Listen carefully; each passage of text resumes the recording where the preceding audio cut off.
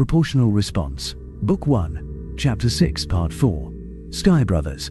Rolvan sat back in his chair and enjoyed his moment of victory. A real victory, with his best efforts against not only a human, but what he presumed to be one of the best the humans had to offer. Aaron had turned his attention to the central display as it flared back to life, and started calling out orders with calm efficiency and no sign of irritation at all. Indeed, the man seemed rather pleased with himself. The humans' reactions to his victory had been one more in a series of surprises from his hosts, surprises which started with the true scope of this ship. They had offered him a brief tour, hitting the highlights, but he had asked to be truly shown everything, and he had been. Just the scope of the fighter bays, row upon row of small unmanned fighters stacked on top of each other like Gartha. They said they could field several hundred fighters at a time and could launch them in waves of 100. They didn't tell him exactly how many of the things they carried, but he knew it had to be upwards of 1,000. That and the recreational facilities had impressed him the most. They had a full-fledged swimming pool, sitting in a deck. He had spent a lot of time over the last few days watching humans swim back and forth within it, and had to admit their method of swimming was fascinating. He still had trouble believing they allowed a pool of water to sit there in the deck, with nothing but artificial gravity holding it down. He'd asked about it, of course, and they'd shown the bulkhead which closed over the ship if they entered combat, and the manual, fully manual, with a crank and everything. Backup. His eyes rolled inward in a rueful gesture at the thought. Arabso ships only kept water in water-only compartments with airlocks between them and the rest of the ship. Or in their beds, if the crew was lucky, but those beds had the water put in and removed every night. He sighed a little. He so missed sleeping in water. Oh well, the... Contact. Listening posts are 32 by 8 and A20 by 80 are the strongest readings. We have confirmed contacts moving at superluminal speeds. All sound had stopped on the flag bridge with the first word from the pit. The speaker looked up at Admiral Hardin, and the look on the speaker's face made Roval's blood run cold for a moment. Sir, contacts are fleets, judging by their spatial displacement. Rolvan's respect for his new colleague grew as the man stood with great calm and began to fire off orders in an even voice. Sensor 3, give me vectors and intercept times. Sensor 2, I want a ship-by-ship analysis. Let me know what we are going to be facing. Sensor 1, good job on a fast response time and opening analysis. I want you monitoring the rest of the boys to make sure they aren't trying to slip more ships in on us for a second wave. Sensor 4, do you have confirmation on Sensor 1's analysis yet? One of the women in the pit looked up. Yes, sir. I concur with Sensor 1's assessment. We have a fleet inbound at superluminal speeds. He watched Hardin nod, reach down and hit a button on his console. A red light flashed through the flag bridge, and some sort of harsh klaxon sounded twice. He had to marvel at the reaction of the humans.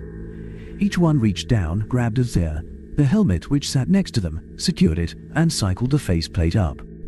They acted with casual efficiency, never taking their eyes off their stations. The Admiral sat down and put his own helmet on. Then Rolvan felt a tap at his foot. He started slightly, and fumbled around to find his own helmet. He put it on and opened the bubble so he could hear easier, then checked to make sure he had tuned his radio into the ship's command frequency, in case he had to close up the helmet. He'd been slightly impressed when he saw that these humans wore their pressure suits on duty, but felt more impressed now that he could see now how seriously they took the matter. Every move he'd seen had the practiced efficiency of hundreds of drills. As soon as the Admiral had his helm on, he began to stare at the readouts projected directly in front of him. Rolvan's eyes were drawn to the large display in the center of the room, however. The display had grown to show the star system, but it had hundreds of regularly spaced small points of light which formed concentric spheres around the star. Two of those lights were brighter and a different color than the rest, as were all of the lights near them. They have deployed sensor buoys throughout the system. Even if they are meant to be retrievable, there must be hundreds of them.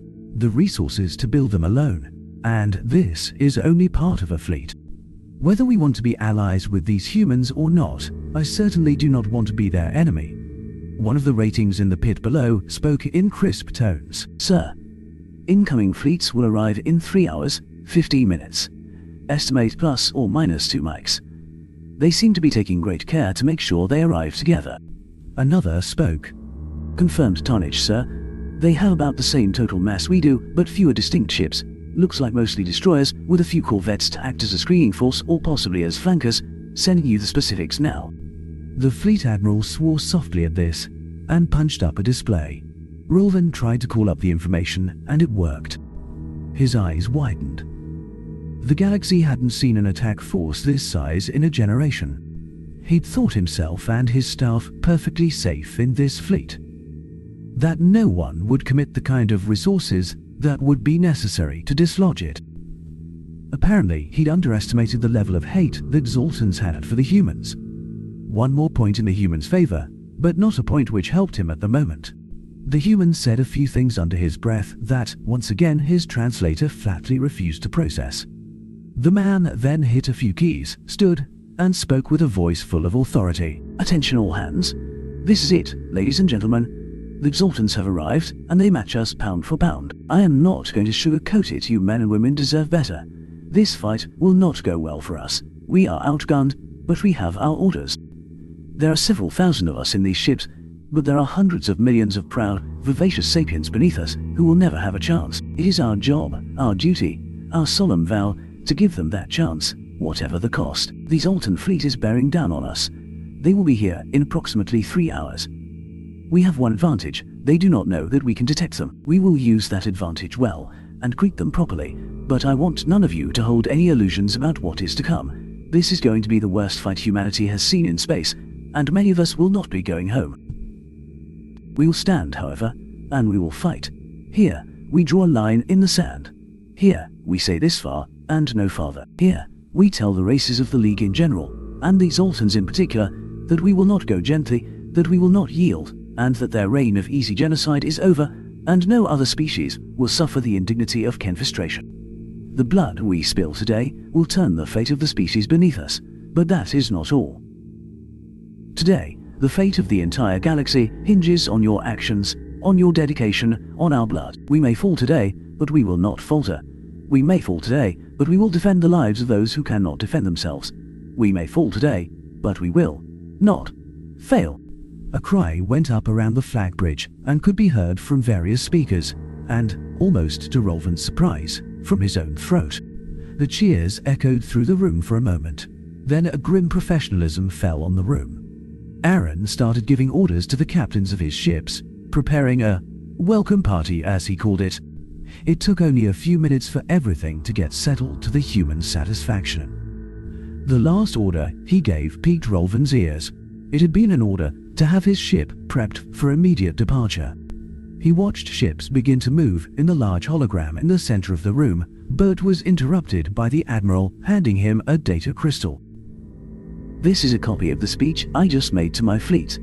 If none of us make it out of here alive, please make sure that we are remembered and that our lives are not wasted. It shouldn't take more than 20 minutes for the men to get your ship ready to go. I have 2 requests to make of you. Rolvan turned his chair so that he could stand and face his new friend directly. Name them, Fleet Admiral. By my honor, I pledge to accommodate them as best as I can. The human nodded with a grim smile. I will have someone send you a tactical plot for a safe place that you can watch the battle. Please do so, and let everyone know how hard we fought and how steep a price we extracted from the Zoltans. Also, please deliver all of your sensor data to Confederation Fleet Command. I know that the ship you came in has an outstanding sensor package, so does the one currently docked on the Everest. If my people don't make it back, those recordings will be invaluable. Hell, even if we do make it back, they will be invaluable. Rolvan nodded. You have my word as an officer and a warrior. It shall be done as you ask. He then motioned to his second-in-command. The woman came over, and he pushed the crystal into her hand. You heard me give my word to the Fleet Admiral. You are to take charge of both our ships. Go to the place the Fleet Admiral specifies and bear witness to what transpires. If I fall, the duty to report will be on you. She made to protest, but he silenced her with a look. She have him a 1-2 slow blink and turned her lips down in respect, then turned to go. The human admiral spoke up. Wait a minute. Admiral, you can't say that you mean to stay. I was not just trying to gird my troops with that speech. There is a real danger that the Indomitable will not be coming back from this. I won't have a non-combatant on my bridge when we head in. Rolvan raised a hand and turned silted eyes on his host. You would deny me, a decorated warrior of my people, the right to ride with you into battle. You would deny my people the honor of standing with you in this, a defining moment in history. No, my friend, do not send me from here, or do you doubt my honor? Every man and woman in this room is here because they serve a function. Have I not heard you call this the observer's chair? Aside from that, there is an important function for me to serve. My orders are to show you every courtesy and to demonstrate at every opportunity that the Arabso stand with the humans against the Zoltans. What better way for me to fulfill that function than to ride with you into battle? The human locked gaze with him, and they stared each other down. He heard the movement on the bridge slow, voices go quiet, and could feel every eye watching this contest. At length, his human counterpart nodded. If that is how you feel, very well. We, the warriors of humanity, will be honored to have you die beside us. A foot stomped on the deck from somewhere on the flag bridge, and every single human stood at ridged attention to face him. A voice, he could not tell from where, barked a command. Present. As one, every single human, except the Admiral, put hand to eyebrow in salute. He looked around the flag bridge and had to hold his mouth closed. He stood to face the middle of the room, brought himself to attention, and returned their salute with his own. The Arabso stand with you, with our human allies. From the depths of the Mother's Pool to the heights of the furthest star, we are honored to fight, and to die, beside our Sky Brothers.